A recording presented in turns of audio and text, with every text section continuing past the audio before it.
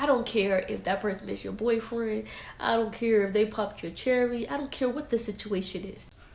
Don't indulge in sending nude pictures across to people. There's no such thing as I trust you. Like, even when it comes to husband and wife, it's not even a thing of trust. It's beyond trust. Anything can happen. That person can lose their phone. They can drop their phone. Their phone can be compromised.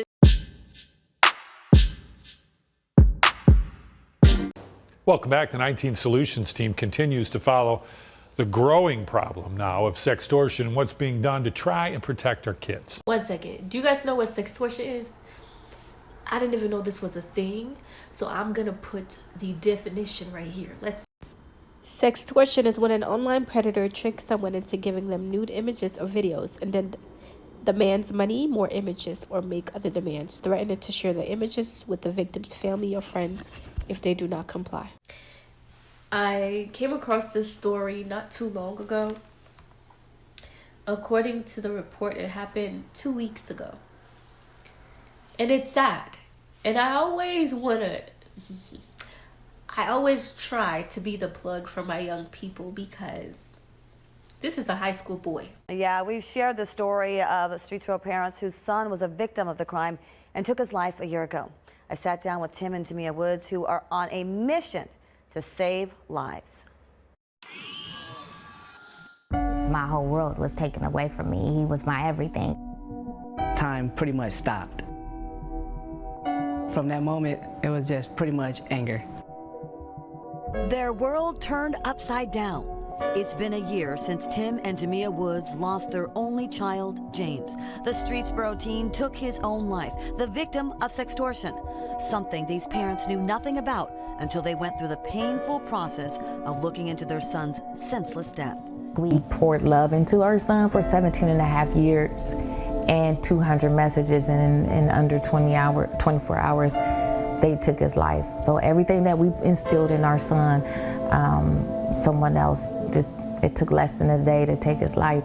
Tamia says the predators were relentless, texting, calling James, telling him they were going to ruin his life by sending out compromising pictures of the teen.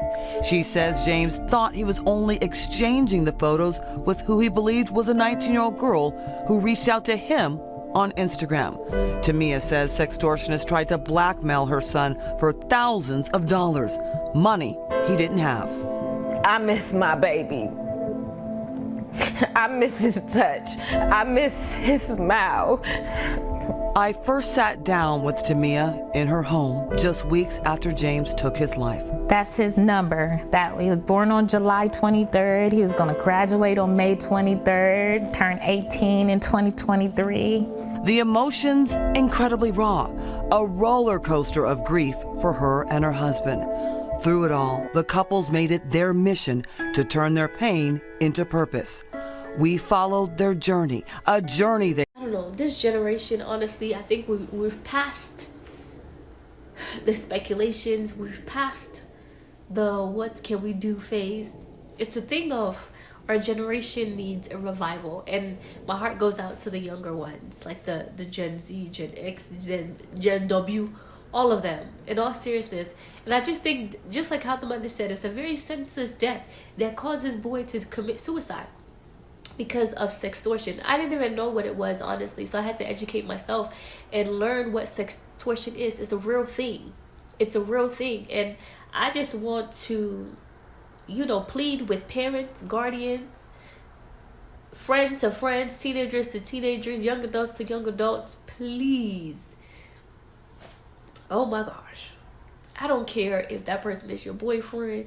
I don't care if they popped your cherry. I don't care what the situation is. Don't indulge in sending nude pictures across to people. There's no such thing as I trust you. Like, even when it comes to husband and wife, it's not even a thing of trust. It's beyond trust. Anything can happen. That person can lose their phone. They can drop their phone. Their phone can be compromised. Their data could be compromised.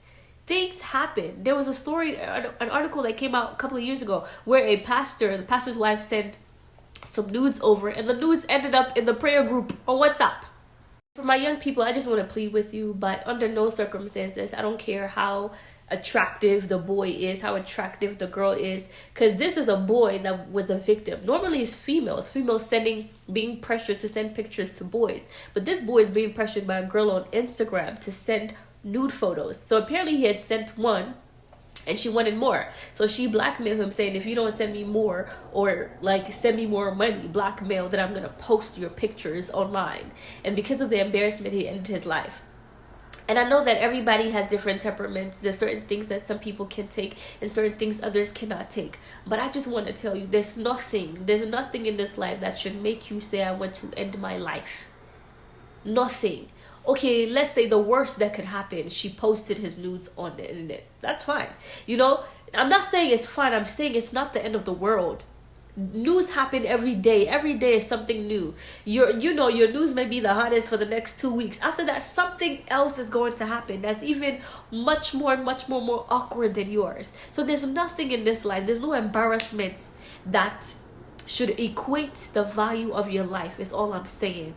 No embarrassment, no disgrace that should equate the value of your life. And if you're dealing with mental health crisis, get the help that you need. Whether you're in the church or outside of the church, get the help that you need. Connect with the resources that you need, because your life is valuable. Please. My heart genuinely goes out to the family of this young man, his mom, his dad, his teammates. From the news, we saw that he used to run track, his teammates and everybody else, you know. And I just pray that this is a wake-up call for parents to be able to, you know, get more involved in the life of your teenagers, know what's going on with them, you know. And I know that times have changed, especially in the African diaspora. We like to say, what's stressing you? You don't work 9 to 5. What's your stress? You know, these teenagers, these young adults, preteens, they go through a lot more than your generation went through. In my generation, yeah, we dealt with bullying, but this whole school shooting and all these extra things, it wasn't happening back when I was in high school, 2008, 2009. It wasn't happening then. It really wasn't. So again, my heart goes out to them. But you guys, let's just wake up. Let's be open to having conversations about mental health, about, you know, being pressured. Even if you find yourself in a blackmailing situation, suicide should be the last choice of yours. Get help. Get help. There are people who have been through your situation, who are presently going through it, and others who have come out of it successfully. Don't ever think that you're alone, that you're the only person dealing with it. You're not the first person whose news got leaked. You will not be the last. You understand? Just don't get yourself involved in such a thing. But thank you guys. Engage in the comment section and let me know what your thoughts are. Thank you.